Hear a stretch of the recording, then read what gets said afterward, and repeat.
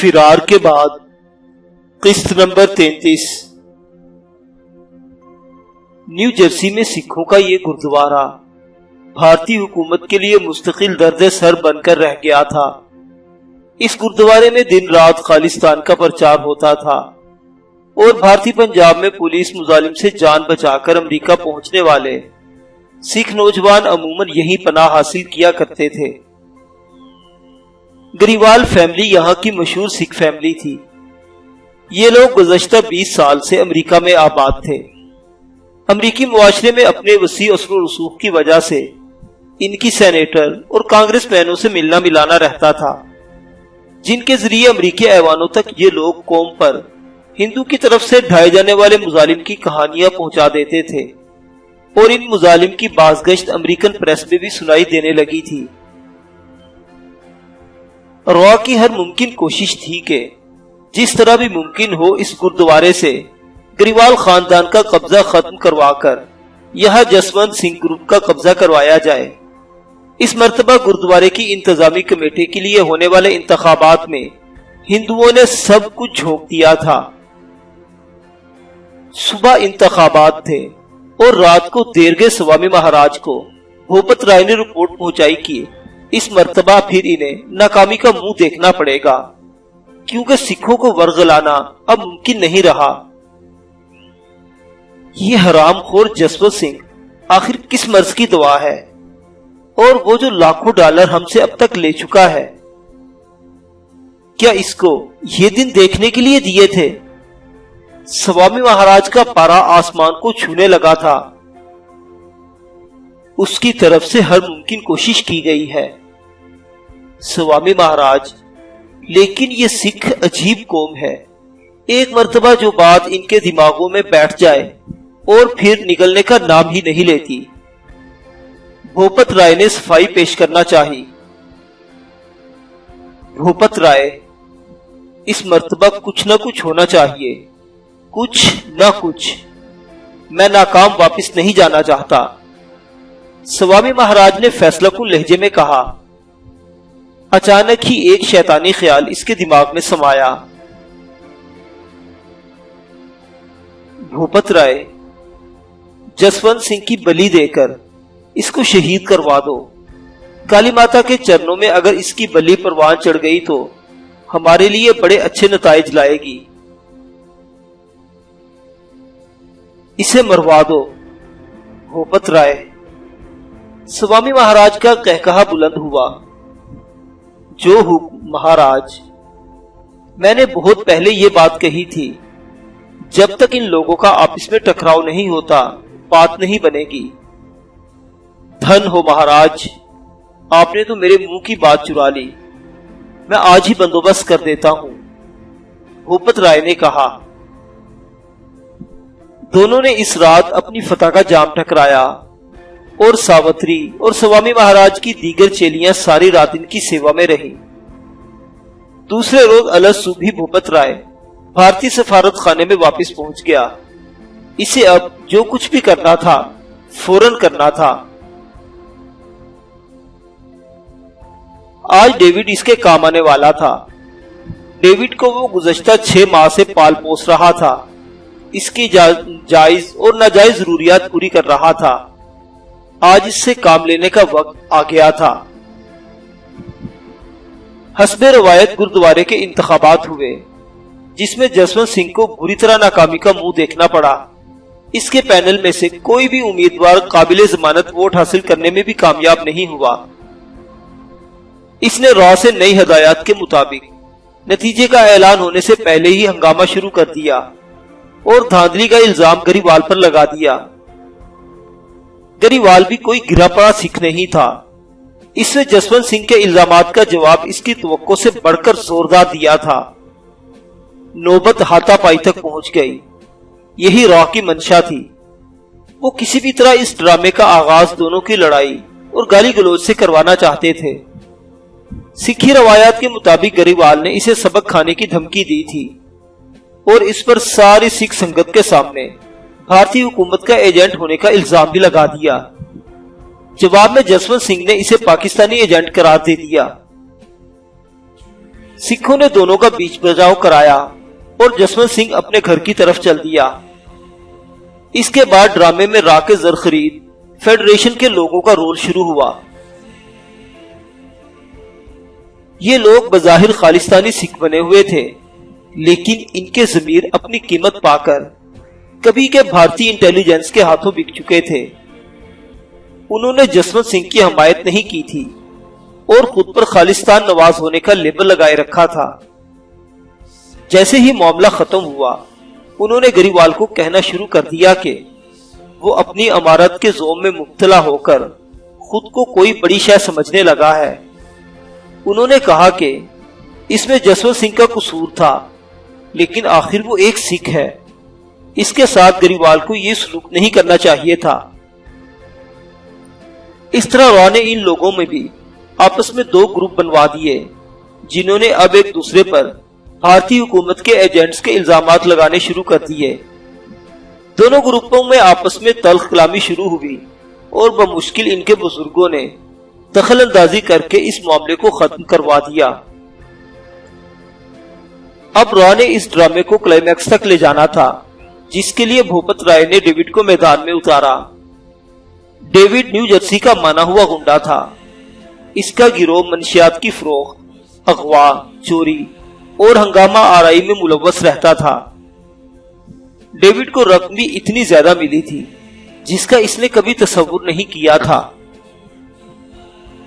رات کے 10 بجے تھے جب جسونت سنگھ کو اپنے گھر کے ٹیلی فون پر بھوپت رائے کی طرف سے پیغام ملا کہ سوامی مہاراج نے اسے فوراً میٹنگ کے لیے بلایا ہے اور اسے لینے کے لیے سوامی مہاراج کی گاڑی آ رہی ہے۔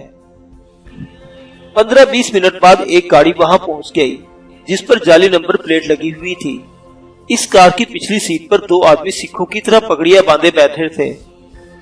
ان کو اس انداز میں بٹھایا گیا تھا کہ ان کی پگڑیاں تو سب کو دکھائی دیں، لیکن ان کے چہرے کسی کو نظر نہیں آ رہے تھے۔ ڈیوڈ کا ایک گنڈا کار چلا رہا تھا۔ اس نے جسونت سنگھ کے دروازے پر بیل دی۔ جسونت سنگھ نے یہی سمجھا کہ بھوپت رائے کے آدمی آئے ہوں گے۔ اس نے احتیاط سے اپنے گھر کی کھڑکی سے باہر اندھیرے میں کھڑی کار پر نظر ڈال لی، جس پر بیٹھے سکھوں کی پگڑیاں اسے دکھائی دے رہی تھی۔ جسونت سنگھ نے بہت مطمئن ہو کر دروازہ کھولا اور باہر آ گیا۔ جیسے ہی اس نے قدم باہر نکالا، بیل دینے والے نے اپنے ہاتھ میں پکڑے سائلنسر لگے پستول سے یکے بعد دیگرے 6 گولیاں اس کے جسم میں اتار دی۔ جسونت سنگھ کو بمشکل آواز نکالنے کی مہلت ہی مل چکی۔ ہٹی پٹی آنکھوں سے یہ نظارہ دیکھتا رہا اور وہیں ڈھیر ہو گیا۔ اس درمیان پچھلی سیٹ پر بیٹھے پگڑی والوں میں سے ایک نے پھرتی سے ڈرائیونگ سیٹ سنبھال لی تھی اور تیزی سے گاڑی کو موڑ کاٹ کر بھگانے کی پوزیشن میں لے آیا تھا۔ قاتل گنڈا بڑے اطمینان سے لیکن پھرتی سے کار کی اگلی سیٹ پر اس کے ساتھ بیٹھا اور کار ہوا ہو گئی۔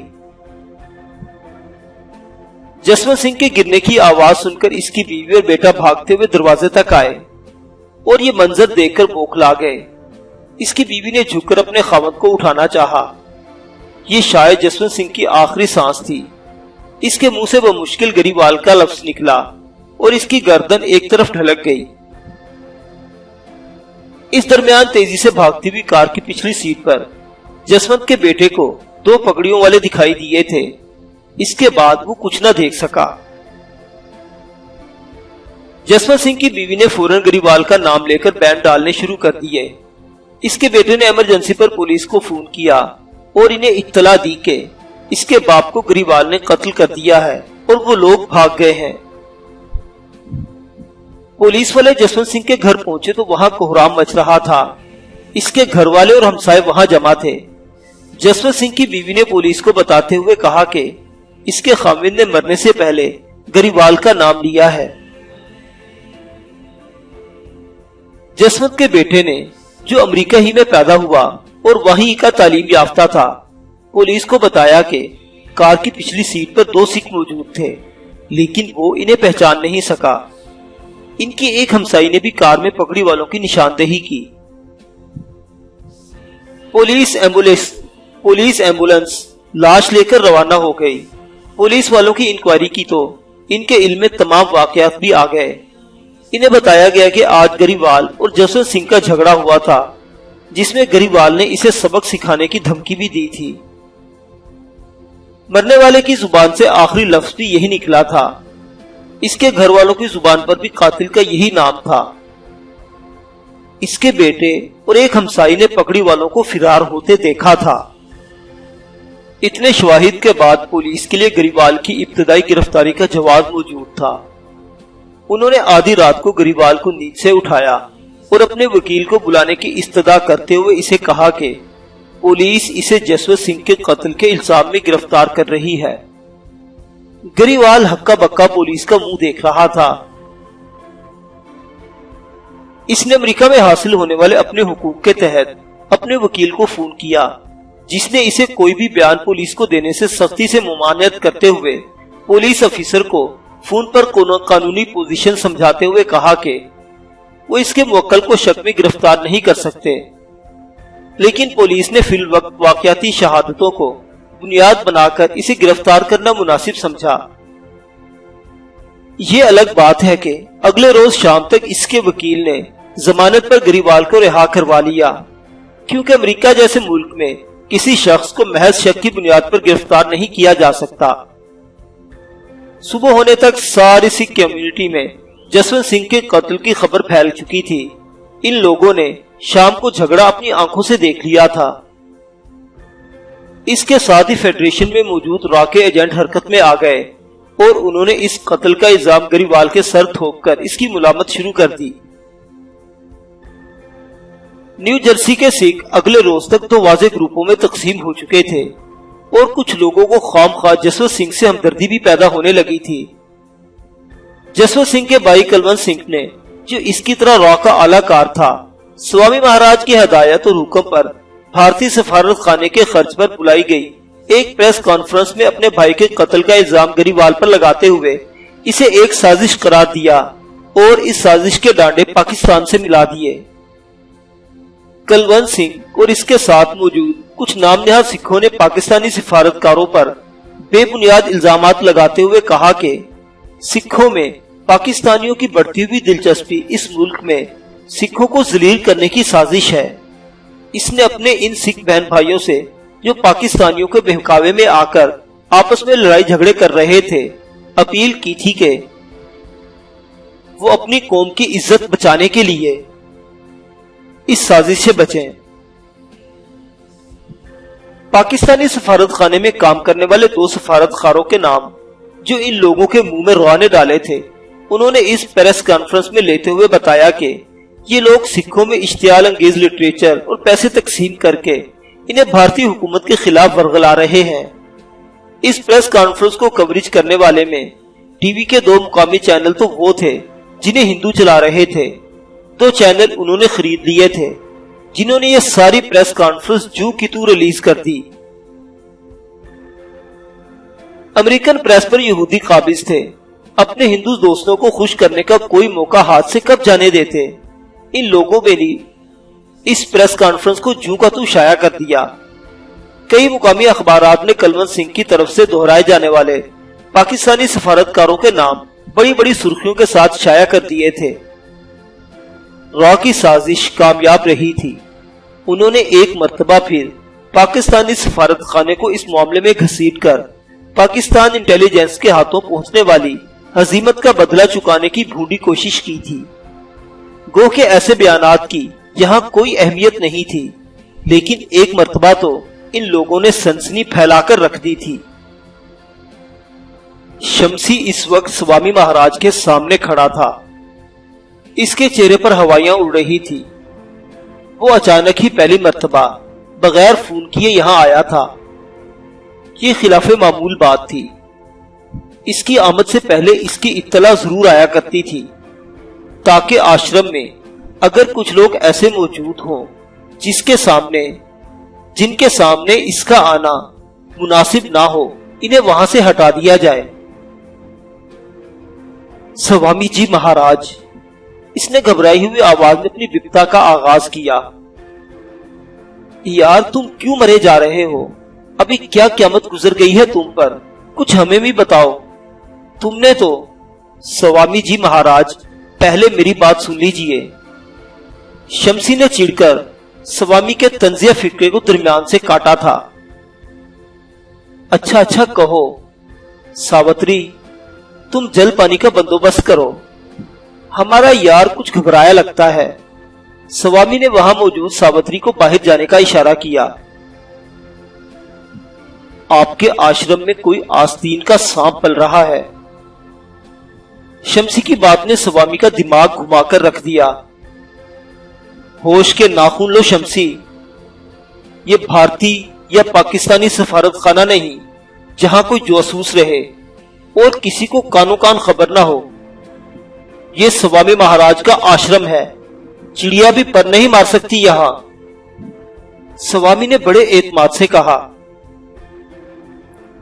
चिड़िया की बात मैं नहीं करता स्वामी जी, लेकिन यहां कोई इंसान जरूर घुस आया है। मुझे पहले शक था, अब यकीन हो गया है। स्वामी जी, होश के नाखून ले। आप नहीं जानते इन आईएसआई वालों को, हालांकि आपको कई दफा इनके हाथ लग चुके हैं। मैंने इस लोंडे की एयरपोर्ट से गिरफ्तारी को पहले इत्तफाक जाना था, लेकिन अब मुझे यकीन हो गया है कि इन लोगों ने पहले ही से सारे मंसूबे की खबर हो गई थी। शमसी आज बदले हुए और स्वामी महाराज के लिए अजनबी लहजे में बात कर रहा था। वो कैसे? स्वामी के मुंह से बेइख्तियार निकला। जिस रोज मैंने आश्रम में रियाज वाली बात की थी, इससे अगले दिन इसके तबादले के अहकामात आ गए और ताजा तरीन इत्तला यह है कि इसका इस्तकबाल कराची एयरपोर्ट पर इंटेलिजेंस वालों ने किया था। वही इसे अपना मेहमान बनाकर साथ ले गए हैं। अब मेरे बचने का सवाल ही पैदा नहीं होता। वो इतना मजबूत आदमी नहीं है कि मेरा नाम न ले। मिर्जा की और बात थी। और हाँ, तुम भी याद रखना, अगले 48 घंटों के अंदर अंदर मेरी बीवी बच्चे पाकिस्तान से ना निकले तो मैं भी तुम्हारे साथ कोई रायत नहीं करूंगा। 2 साल से तुम्हारे लिए काम कर रहा हूं। अगर मेरे साथ भी जस्कानी वाला सलूक हुआ तो फिर कोई भी बच नहीं पाएगा। और हाँ, मैं अब वापस एम्बेसी में यहीं जाऊंगा। मैं स्टेट डिपार्टमेंट जा रहा हूं, यहां सियासी पनाह की दरख्वास्त करूंगा। स्वामी, मेरे लिए फौरी तौर पर $50,000 का बंदोबस्त करो। मुझे कल शाम तक रकम मिल जानी चाहिए। शमसी ने अपने अजाइम से इसे आगाह करते हुए कहा।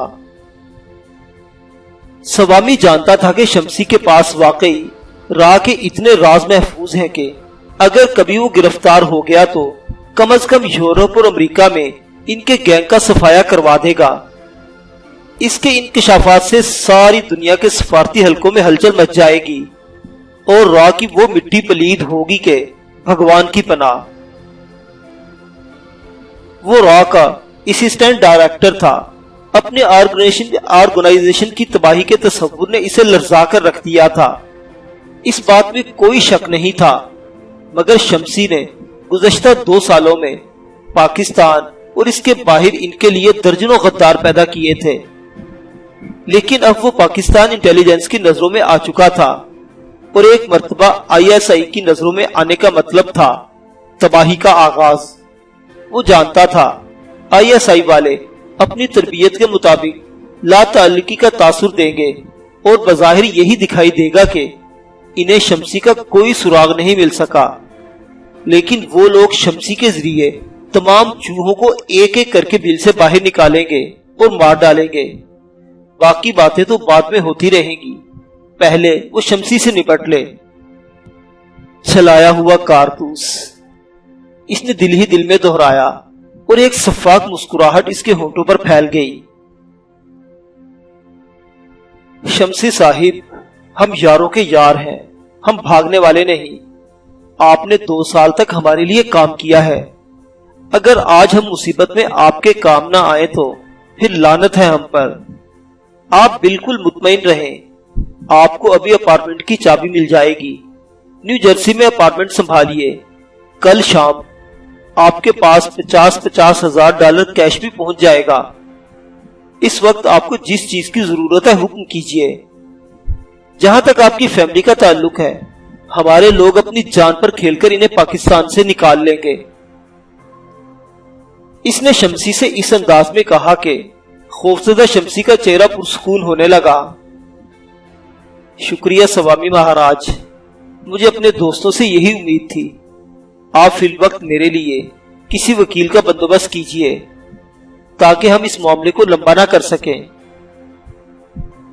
میں چاہتا ہوں کہ کل پرسوں تک اپیل کر کے میں پریس کانفرنس رکھوں، لیکن اس سے پہلے میری فیملی کا نکلنا ضروری ہے۔ شمسی گدھا بن گیا تھا۔ شمسی صاحب، گھبراہٹ اور جلدی میں بہت سے کام بگڑ جاتے ہیں۔ آپ فی الوقت ہمارے اس ٹھکانے پر پہنچے، وہاں وکیل آپ سے ملنے آئے گا۔ میں چاہتا ہوں فی الحال آپ کسی ضروری کام کا بہانہ کر کے اپنے سفارت خانے کو چھٹی کی درخواست بھیج دیں تاکہ ہم آپ کی فیملی کو نکال لیں، جس کے فوراً بعد آپ کی اپیل دائر کر دی جائے گی اور فیملی کو امریکہ پہنچانے کا قانونی جواز بن جائے گا۔ سوامی نے گدھے شمسی کو اگلا سبز باغ دکھایا اور وہ ساون کا اندھا بن کر رہ گیا۔ ٹھیک ہے، اب آپ نے ہی سب کچھ کرنا ہے۔ شمسی کا لہجہ اچانک چاپلوسی والا ہو گیا۔ اس کے سامنے ہی سوامی مہاراج نے فون پر کسی سے کہا تھا کہ نیو جرسی والے اپارٹمنٹ کا بندوبست کر دے۔ پیغام موصول کرنے والے نے 1 گھنٹے کی مہلت مانگی تھی، کیونکہ اس پیغام کا مطلب وہ بخوبی جان گیا تھا۔ یہ 1 گھنٹہ شمسی نے ساوتری کے ساتھ گزارا۔ اس درمیان اس نے شاید پوری بوتل ہی چڑھا لی تھی اور خود کو ابھی سے مہاراجہ اندر سمجھنے لگا تھا۔ قریباً 1.5 گھنٹے بعد سوامی کا فون آ گیا، جس میں ایک ایڈریس لکھا دیا گیا تھا۔ اس نے شمسی کو نیو جرسی کا وہی ایڈریس لکھا اور کہا کہ اب اس نے اس اپارٹمنٹ میں رہنا ہے۔ شمسی کو شراب کے کچھ لگی تھی اور احتیاطاً اسے چھوڑنے کے لیے سوامی نے اپنا ایک خاص آدمی بطور ڈرائیور اس کے ساتھ روانہ کر دیا تھا۔ دونوں آشرم میں داخل ہو رہے تھے جب انہوں نے ڈگمگاتے قدموں سے شمسی کو برآمد ہوتے دیکھا، جسے سوامی کا ایک چیلا جو شکل ہی سے حرام خور لگتا تھا سنبھالتے ہوئے باہر آتا دکھائی دیا۔ شیر عالم اپنی جگہ ٹھٹک کر رہ گیا۔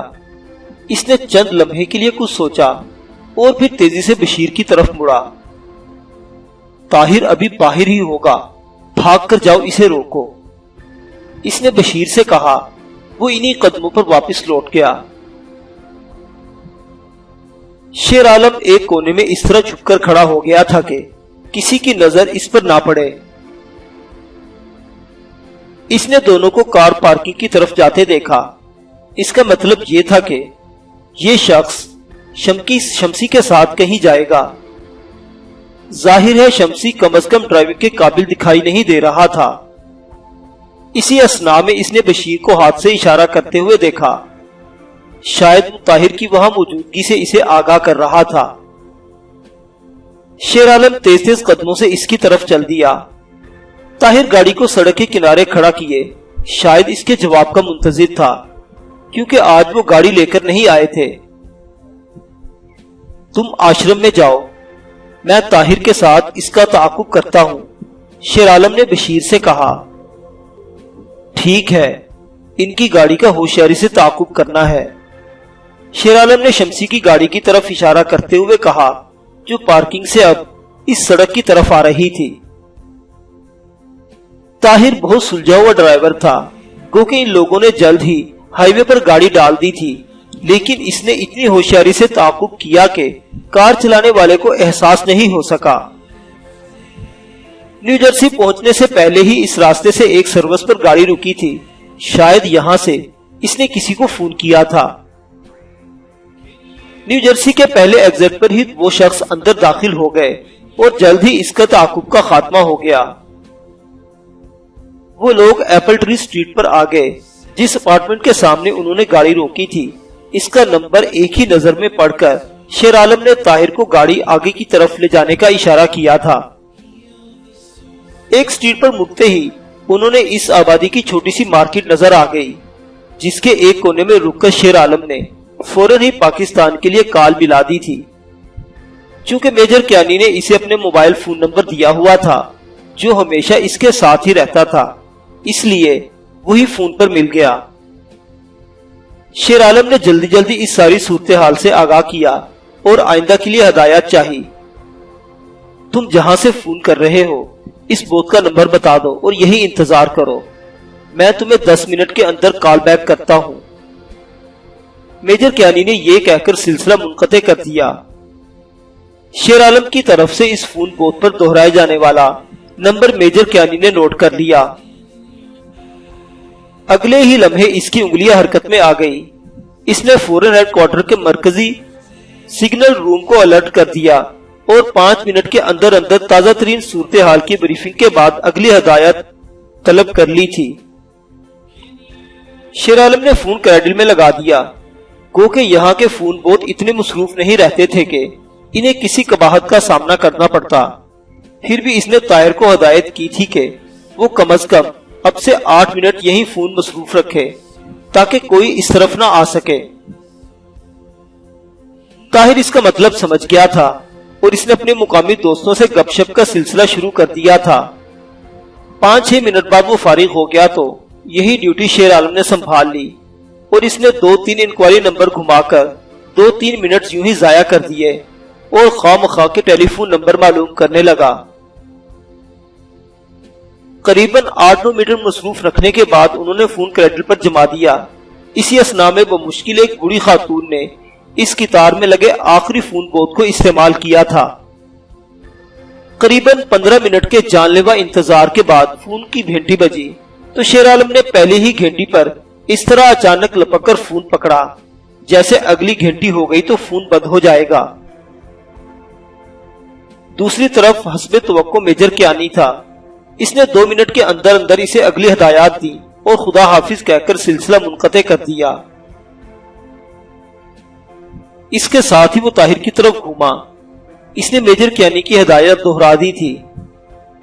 ٹھیک ہے لیکن یہاں سے نہیں، طاہر نے کہا اور دونوں گاڑیوں کی طرف چل دیے۔ ایک مرتبہ پھر ایپل ٹری اسٹریٹ سے گزر رہے تھے، انہوں نے دوبارہ غور سے وہی نمبر پڑھا اور یہاں سے 5-6 سڑکیں گزرنے کے بعد سڑک کنارے ایک ٹیلی فون بوت سے طاہر نے ایمرجنسی پولیس کا نمبر گھما دیا۔ جب وہ امریکن لہجے کی انگریزی میں باتیں کر رہا تھا تو شیر عالم کے لیے یہ اندازہ لگانا ناممکن تھا کہ وہ کوئی غیر ملکی ہے یا مقامی نیگرو۔ اس نے مقامی نیگروز کے انداز میں بالکل انہی کی طرح انگریزی میں بات کر کے اپنا مختصر سا پیغام ریکارڈ کروا دیا تھا۔ ایمرجنسی پولیس کے اسکواڈ نمبر 9 نے یہ پیغام موصول کیا تھا۔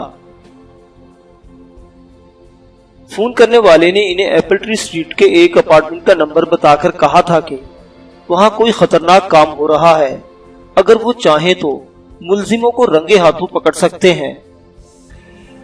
اس نے اپارٹمنٹ کے باہر کھڑی کار کو نشانی کے طور پر بتاتے ہوئے کہا تھا کہ اسے بہر صورت چیک کیا جائے۔ اس کے ساتھ ہی فون کٹ گیا تھا۔ پولیس والے ہیلو ہیلو ہی کرتے رہ گئے۔ سارجنٹ بیکر نے فوراً ہی گشتی کاروں کو گمنام کار اور اپارٹمنٹ نمبر بتا دیا تھا۔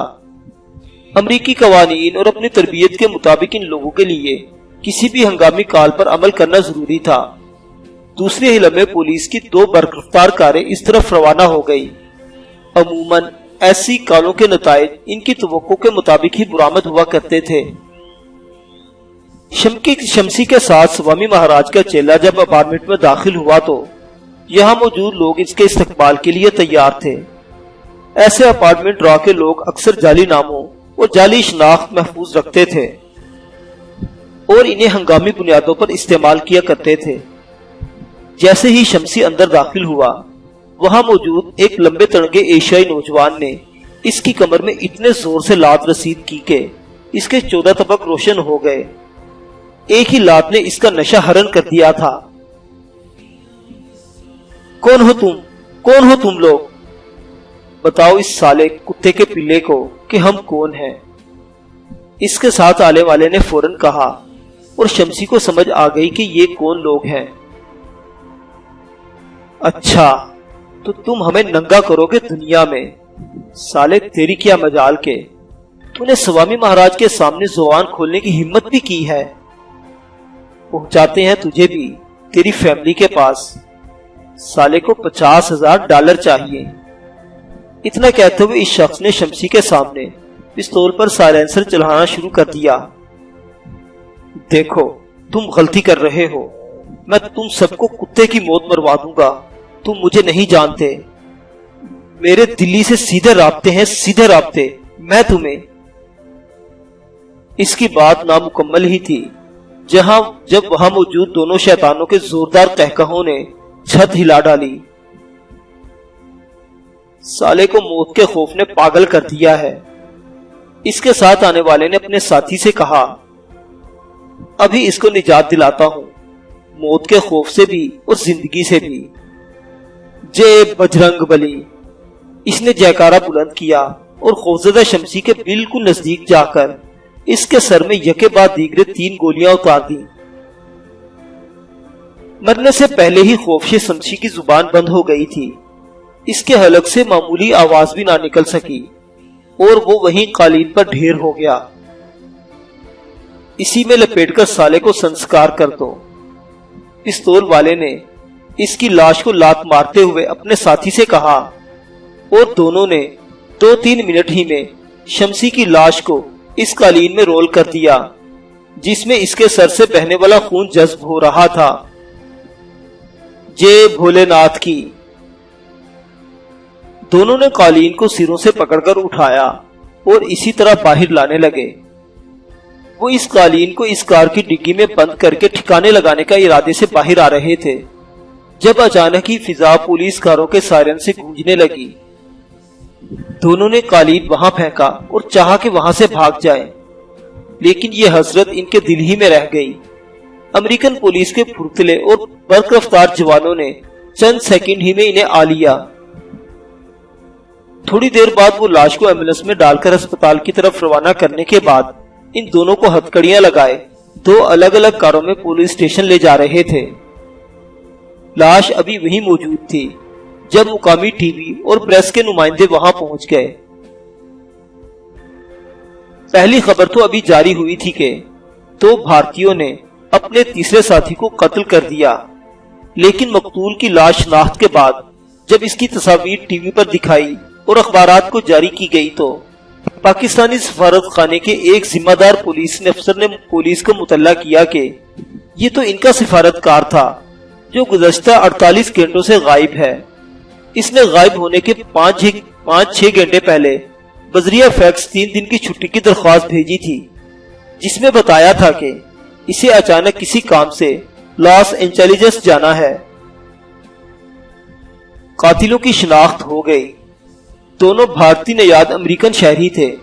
انہوں نے پولیس کے سامنے قتل کا اعتراف کرتے ہوئے بتایا کہ شمسی کے ذریعے وہ پاکستانی سفارت خانے سے لوگوں کے ویزے لگوایا کرتے تھے۔